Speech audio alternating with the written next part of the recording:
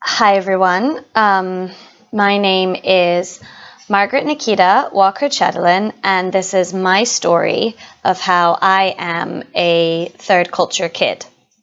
So I'm just going to give you a little history. My mother is English and my father is Italian. I was born in England, but I never lived there. I moved to Italy. I attended preschool in Italy, and then when I was 5 years old, I moved to Thailand. And I attended an international school in Thailand called IAC International School Eastern Seaboard. And I stayed in that school from grade 1 to grade 12. I did the IB diploma, and I graduated with my IB diploma. And then I worked in Thailand for 2 years. I eventually went to university in England. And then finishing university, I came back to Thailand, where I currently work now. So after reading the articles, and I knew the term third culture kid or triculture kid. I'd heard that reference before.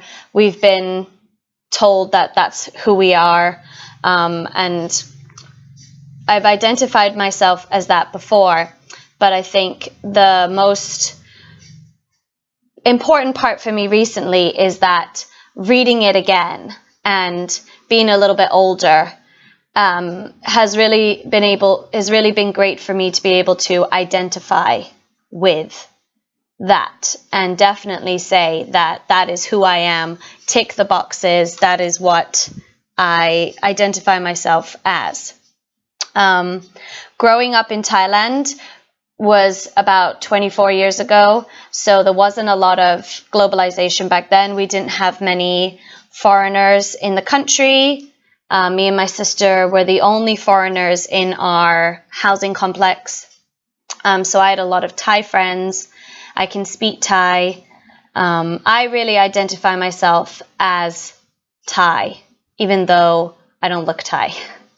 But I have some of the same values as a Thai person. I have some of the same beliefs, but at the same time, my father's Italian, so I have those cultures inside of me. My mother was British, and those cultures are also inside of me. You know, we celebrate Christmas, even though that's not celebrated here in Thailand. We celebrate Italian holidays like La Befana.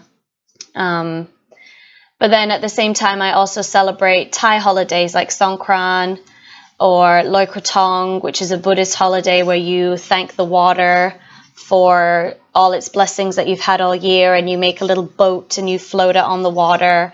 And I've done that every year since I was a child, so those are really part of me. I found one of the articles extremely funny because it mentioned culture shock. And that is definitely something that I experienced, but as it described it, I experienced culture shock when I went to university in England. So I'd never lived in England. We'd visited for holidays, but that's totally different.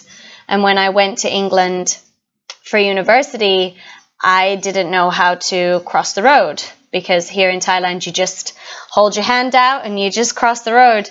But in England, you need to wait for the little man. I didn't know how to put petrol in my car, because here in Thailand, that's done for you.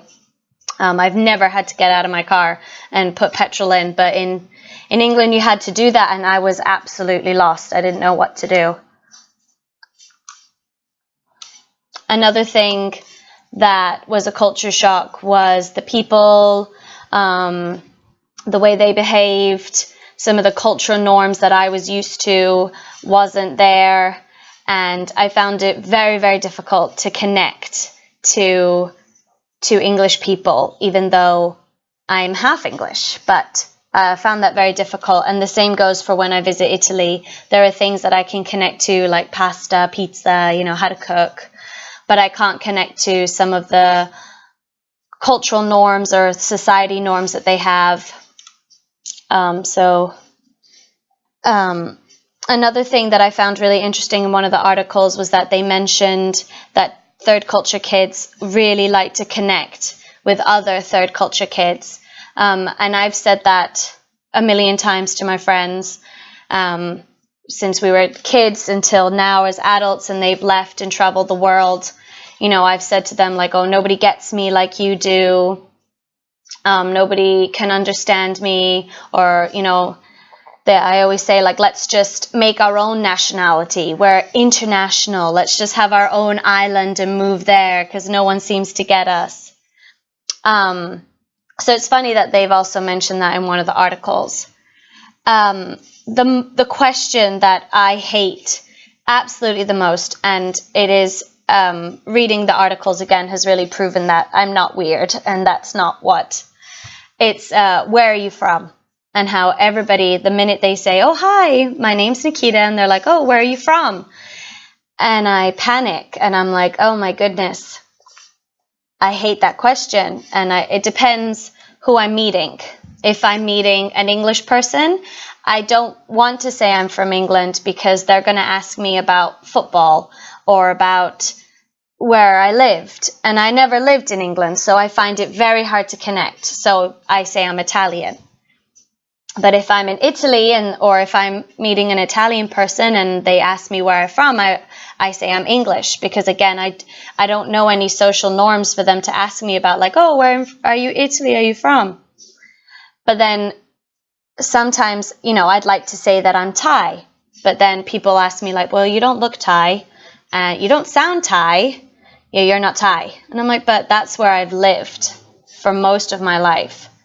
So why can't I be Thai? But then I'm not full Thai because I'm not Buddhist like the Thai people here. You know, there are other things that distinguish me from Thai people. So that was another major point. And reading the articles and reading the videos, watching the videos has really proven that point to me. And seeing that other people also don't like that. And it's about identity. And I think we need to start asking other questions instead of just, where are you from? The video from that teenager girl in high school saying that she did the social experiment where they had to draw a box and put pictures of what people think they are, and then outside is who they are, that definitely struck home for me, because a lot of people look at me and automatically stereotype me, and that's not fair because that's not what I am. And I don't stereotype you or other people by first meeting you. I don't really care where you're from. I just want to know you. But many people want to try and put you in a box, which I completely understand. It's just recognizing that that is also a problem for other people, or issues with other people, was very refreshing as well. I've really enjoyed reading about it, and as an international teacher myself, I do try and support the kids that have come from other countries. Like my Japanese students, for example, they speak Japanese at home, they speak English in the classroom. It's very difficult for them sometimes. It's very difficult for the parents to communicate with me. And I just try and be aware that certain cultures behave differently, respecting them. Some of them have different parenting styles or different cultural things that they find very important.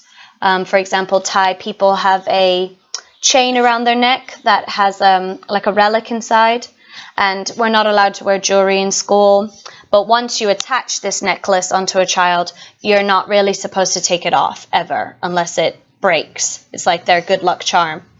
So rules have to be made for the Thai children. If they're wearing it already, I cannot take it off. If they're not wearing one, you know, we advise the parents, please don't put one on them. It's against school policy. So it's just realizing social etiquette. Another thing before I go is that Thai people, when we say hello and goodbye, we why. We don't shake hands, we don't hug. And that was a real culture thing for me, was shaking hands with people when I went to Europe or when I went to England for university. They wanted to shake my hand, and I was just like, why are you touching me? I don't like it. Why can't I just why? And I would end up doing this weird why, handshake, hug, didn't know what to do. And then the Italians kiss you on two cheeks, and that just also I'd get so confused and end up just looking a bit awkward. So that was just a funny story to end with. Thank you very much for listening, and yeah, that was my story of how I am a third culture kid.